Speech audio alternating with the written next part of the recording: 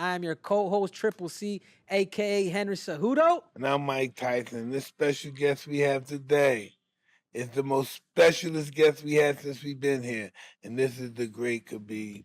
What's up, everybody? Come on, man. Let's give a round of applause, people. 29 and 0, retired as a pound-for-pound king. Hey, man, what are you doing with your life now, man? How you doing? I'm good. I'm here in LA with my team. I have 3 guys fighting tomorrow, and just come here to support them. I'm. That's all you want to do? You want to train now? You don't want to fight anymore? No, I train every day. Like I used to, like all my life. I cannot stop training. This is give me good energy every day. If I'm not training, and I think like I have to do something. About competition, yeah, I'm done.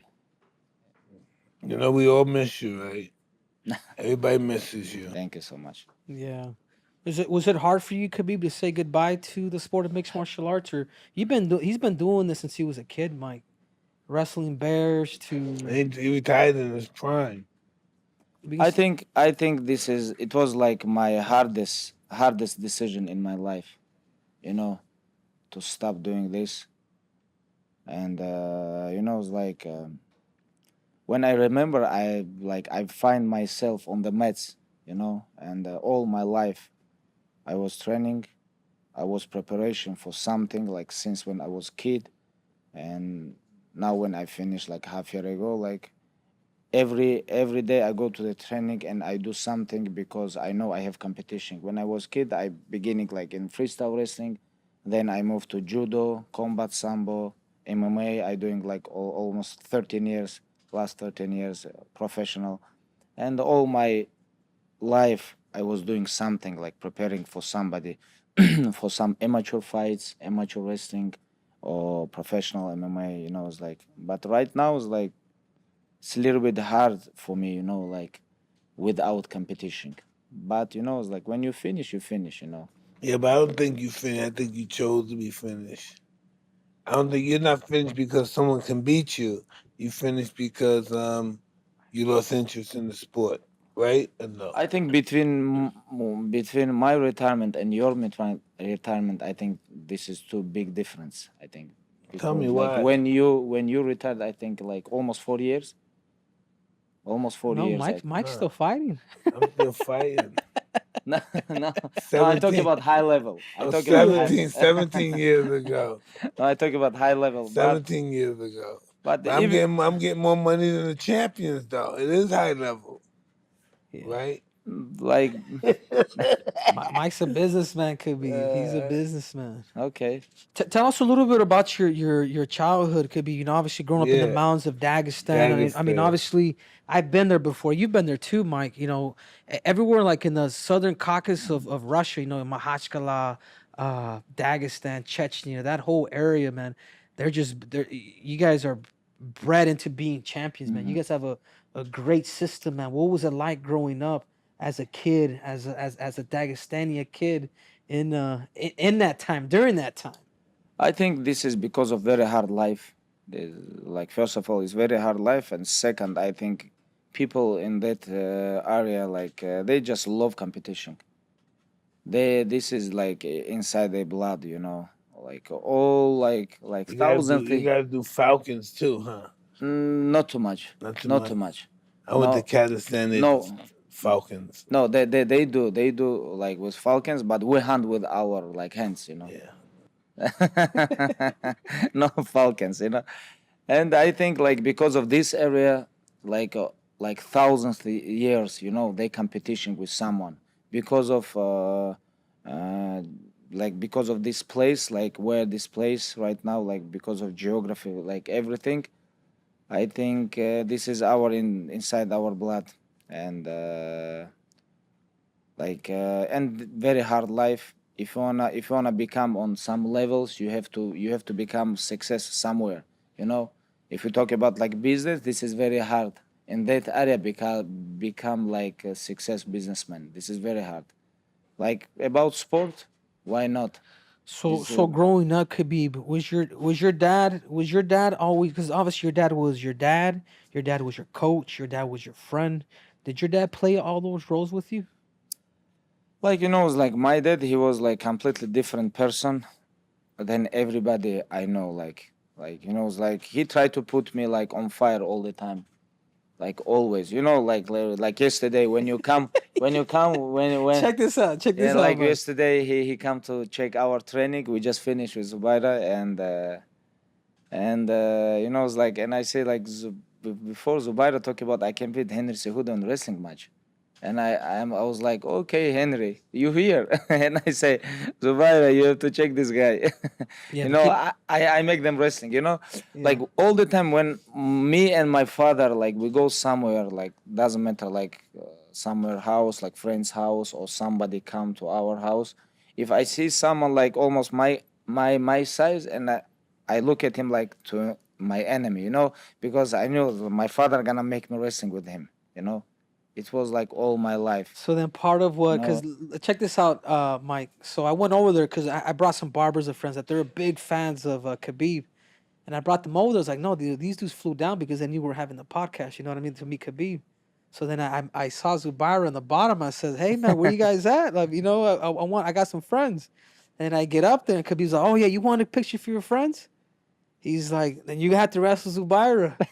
So I'm in like dress clothes. Dude. I just got done smoking 2 blunts, a beer. You know what I'm saying, Mike? Feeling good. And feeling good. I'm just like, next dude, I'm in the underwear, like freaking wrestling this dude in front of everybody. But I saw a little bit of what you're talking about with your dad. I can only picture your dad being that. So you did mention it when we were over there. Because he got on me. He was like, no, you want a picture? You're going to wrestle. I'm like, these dudes flew out. I'm like, I have to. You know what I'm saying? Like, there's no other way. It's great experience, though. Yeah. Looking back at your childhood now, Khabib, do you feel like that's what's made you to the person that you are today? Like I think everything about discipline, and every day, like train, sleep, eat, repeat. It's like I think like you guys understand me, like you, especially you, Mike. You guys like one of the greatest athletes of all times. You gotta breathe it, live it. You gotta be the champ before you become the champ. You have that lifestyle. Yeah, it's have to become your lifestyle and everything here in mental. Everything about mental. It's like people ask me like when you become champion, what you feel like, and I said no. In my mind, I was always champion. In my mind, all the time when I see someone compete like in my weight classes, and I think okay, like since when I like when UFC signed me, it was like 2012. 2013, 14, like that time, I will think about, I'm gonna beat these guys. I can beat all of them. Like everything about mental. So like what you said, Mike, you have to be it before you become it. Did you knew at one time in your life could be that you'd be like literally you'd be the top of the world, not only in sambo but in the UFC? It's like this is not about I knew or no. This is like. Did you have a vision? Is what I'm I trying have to say. vision. I have vision. Like all the time, I think about like if not injuries or if nothing happen, like if I'm gonna fight, like for example with this champion, I can beat him. Like always, like my mind think about, like I just need to compete with this guy. I really wanna compete with him. Like I remember when Anthony Pettis fight with Gilbert Melendez. It was like in Vegas. I was there, like I do my rehab for my knee, and I was very close to Cage, and they fight for the lightweight title, and I think like when fight finish, I was think like these guys, people call them like best in the world, and I think I can beat these guys, and my focus was like crazy, and after that. Rafael Dos Anjos, after like 3 months, beat Anthony Pettis. And I was thinking like, hey, 1 year ago, I mauled Rafael Dos Anjos. And I'm here without belt and all these chickens, they fight for my title, it's like, but that time I was injured, and I was like, okay, I'm going to do everything what I have to do, and I'm going to come back and I'm going to maul all of them. And when I come back, like 2016, 14, I have injured, 16, I come back, and it was like two different Habib. You know, it's like when I fight Dos Anjos and all these fights before I get injured, and after that I changed completely because of focus. Because of focus. What do you think was causing all those injuries? Because you've been in the UFC since what year were you in the UFC? How long have you been in the UFC for? Since 2012. Since 2012. I know you were injured for a 2 lot. years. Yeah, you 2 were injured years. for a minute. What do you think it was? Could be. It was very hard time for me, you know. It's like because I cannot compete, and all guys who I beat, they beat someone, and Rafael Dos Anjos become lightweight champion. You know, it's like, and I think, okay, I just have to stay focused, you know, improve my game, and come back and smash all of them. You know? Yeah. So tell us a little bit about here, Khabib. You like America? I like America. They give me big platform They to love use you my too. potential. They love you know. too. So how old are you here, Khabib? 9 You're years old. 9. Oh, How the big was that bear, beating his dude? ass. You know what father told me here? What did he tell you? I tell him, he tried to bite me. He say, bite him back. Then you can understand, you know. Yeah, man. He's. What do you think about this, Mike? This is pretty interesting. That's a legit. He's literally biting you, dude. Did you ever have to get stitches because of the bear? No. Like because of this video, everybody think in Russia, everybody wrestling with the bears. You know. If the bear loves you, if he doesn't love you, he'll kill you in 3 seconds. This guy is small guy. You know just what he do. You see those claws? See those claws? Yeah. 3, you're dead. 1997, he's your friend, huh? No, he's like you know, like he's circus. Yeah. Circus. But what you do 1997? You fight with who? Like 1999, I think you fight with Luis. I don't know. You don't remember? Yeah, Lennox Lewis.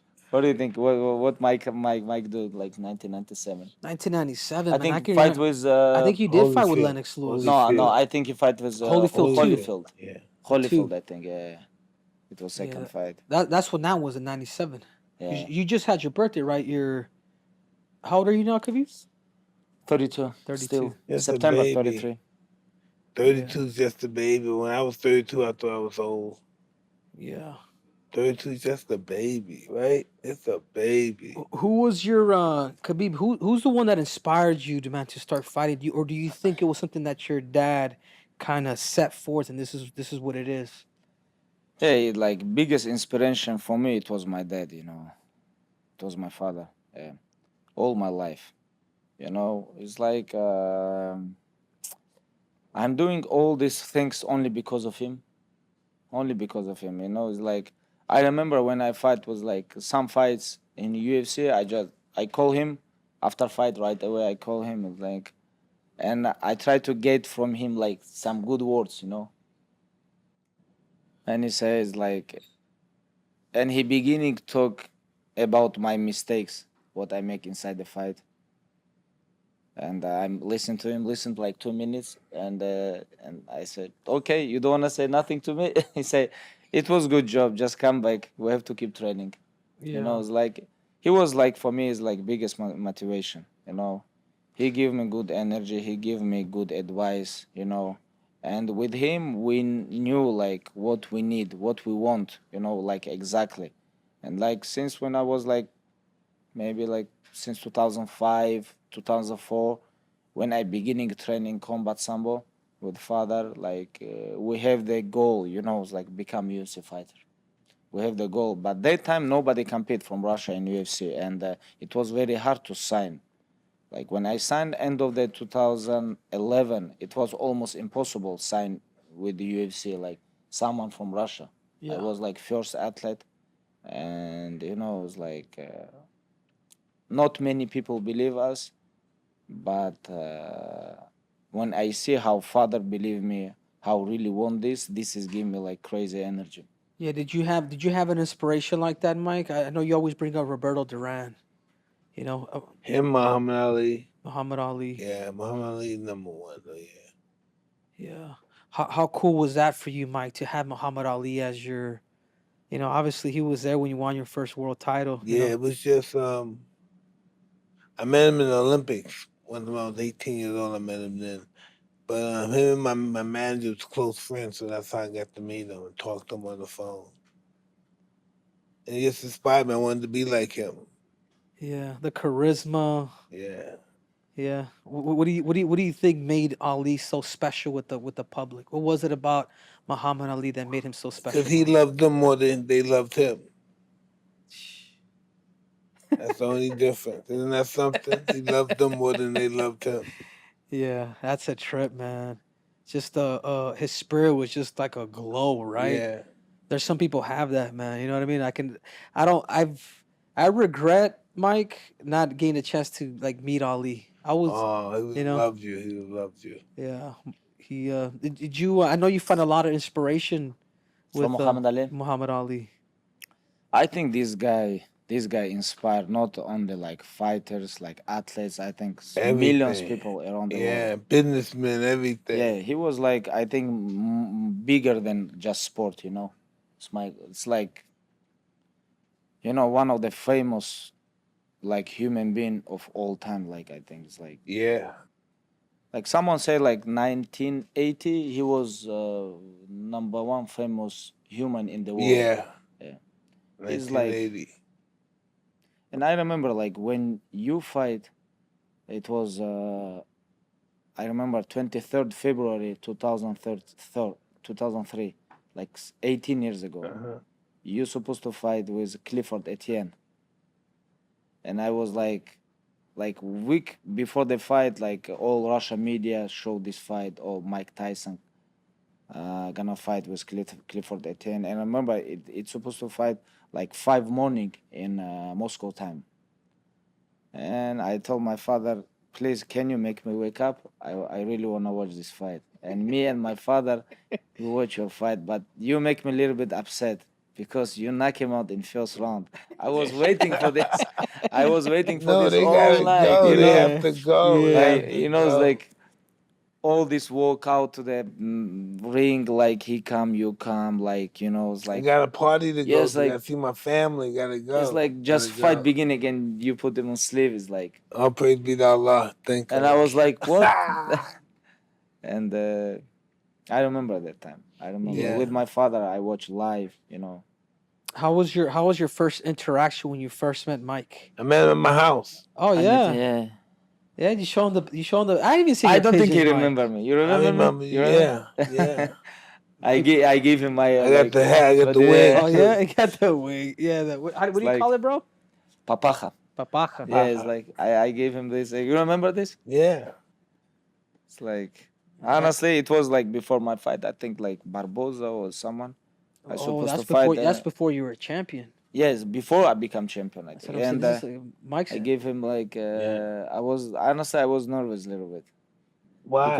Because one of the biggest my childhood dream, it was like meet Muhammad Ali, Mike Tyson, Ronaldo, like old Ronaldo like from Brazil. You know, it's like all these athletes.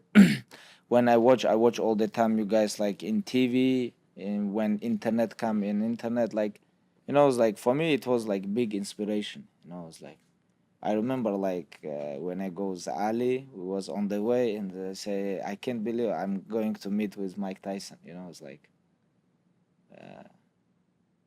big dream. I wish my wife said that. Right. Oh shit. Damn. Anyways.